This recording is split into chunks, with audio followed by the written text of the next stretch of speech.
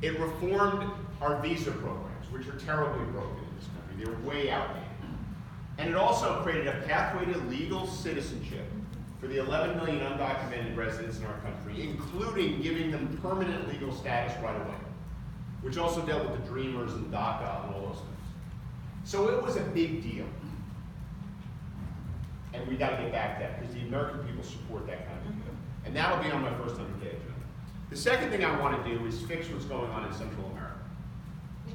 Because unless we actually fix what's going on in Central America, it's going to keep happening until those countries are empty. Because my wife and I went down to the border in January. And we went to a place called Dilley, Texas, which is where the largest detention facility in the United States is located. And when we went there were 1,700 women and children in the facility. And the reason we went is because we took 14 law students and 2 law professors to help those asylum seekers make their case for a week. So I actually sat there and listened to the women making their case about why they were coming to our country. And they had their children on their lap. And when you listen to the stories of these women, what you immediately conclude is that every single one of us would do the same thing. Because their kids are getting killed, the gangs and the law enforcement are completely embedded with each other, and there's no civil society.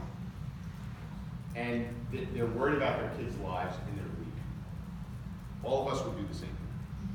And so when you go there, you realize this is why they're coming here. And it's a logical reason that any of us would do.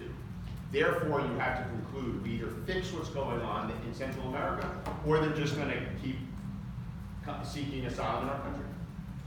And you can fix what's going on in Central America, but you got to care to do it.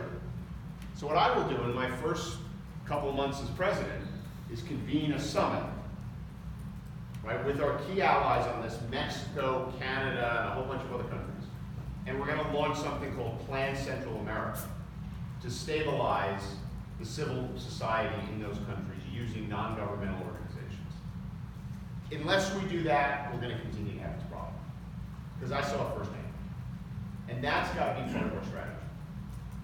Because they're doing what you'd expect them to do. And they're just going to keep doing it. You know, that's why so many people are now coming. And that's why these facilities are overflowing. And we got to put more resources. I mean, what the Congress approved this week was good. You know, more money towards more facilities. But ultimately, the American people don't want every single person in these countries to come to our country. Right? We all know that. So we actually have to deal with the cause of the problem while we also do a comprehensive reform of our border relations. That's what I would do. Yes, sir. If I could follow up on what she just said. I'm Dr. Chris Sabrassi. I'm a retired dentist. I'm also a member of the ACLU, and so I'm an ACLU Rights for All voter there.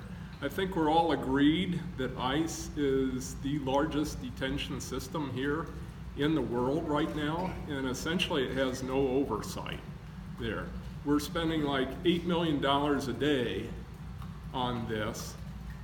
Like I say, with no oversight, they go ahead and detain green card holders, they detain long-time U.S. residents, and so, you know, what is it, about 22 years ago, we had a system that dealt with about 12,000 people a day. Now it deals with 50,000. Are you willing to commit soon into your presidency to cut those numbers back down by 75%? Which numbers you're referring to? The detention. Yeah. The detention is the big crux of the matter. Yeah. I think we have to detain people who are a risk, a criminal risk to the country. That should be our focus. And that has historically been our focus. That focus has changed under the current administration, where they're just kind of detaining everyone. And you know the president was about to do this roundup. But in many ways, ICE is a symptom of the bigger problem. The bigger problem is we haven't fixed our immigration system. We haven't taken the 11 million undocumented residents in our country and created legal status for them. And until we do that, we're going to continue to have these problems. So and that's what I'm committed to doing. So you are for DACA? I'm totally for DACA.